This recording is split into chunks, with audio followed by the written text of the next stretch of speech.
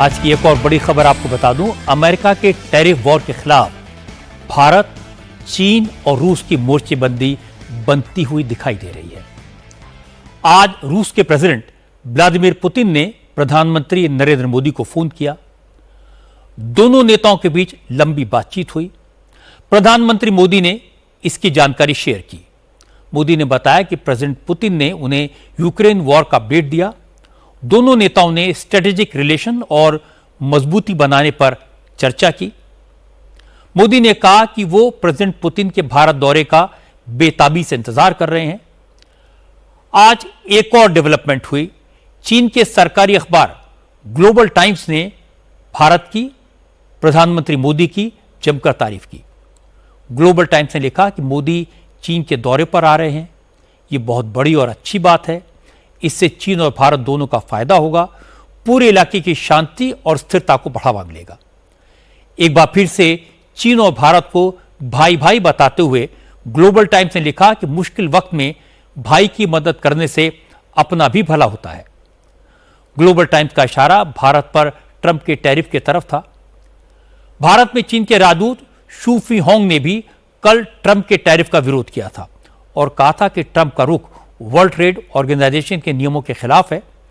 आज चीन के विदेश मंत्रालय ने भी एससीओ समिट के लिए प्रधानमंत्री मोदी के चीन आने के फैसले का स्वागत किया और कहा इस दौरे से दोनों देश और करीब आएंगे।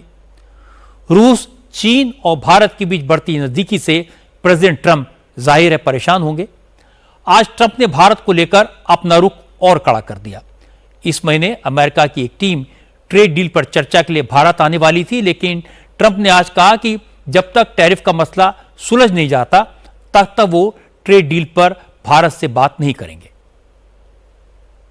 To follow up on the India tariffs, do you expect increased trade negotiations, since you've announced the 50% tariff? No, not until we get it resolved. Donald Trump ने जिस अंदाज में भारत पर 50% टैरिफ लगाया है, उससे एक बात तो साफ है कि नरेंद्र मोदी के साथ ट्रंप की कोई डील नहीं हुई। ट्रंप ने 32 बार कहा कि उन्होंने टैरिफ डील का प्रेशर डालकर भारत और पाकिस्तान का समझौता करवाया, लेकिन यह नहीं बताया कि कौन सी डील हुई। तो यह तो साफ हो गया कि मोदी ने ट्रंप के सामने सरेंडर नहीं किया। ट्रंप ने मोदी को प्रोवोक करने की हर संभव कोशिश की, पर मोदी ने डिग्निटी बनाए रखी। ट्रंप ने भारत को प्रेशराइज करने की कोशिश की, बार बार गोल पोस्ट बदले, तो भी मोदी ने भारत के आत्मसम्मान के साथ कोई समझौता नहीं होने दिया। कहां हैं वो लोग जो नरेंद्र सरेंडर कह रहे थे? कहां हैं वो लोग जो कहते थे कि मोदी ने टैरिफ के लिए ट्रंप के साथ डील कर ली?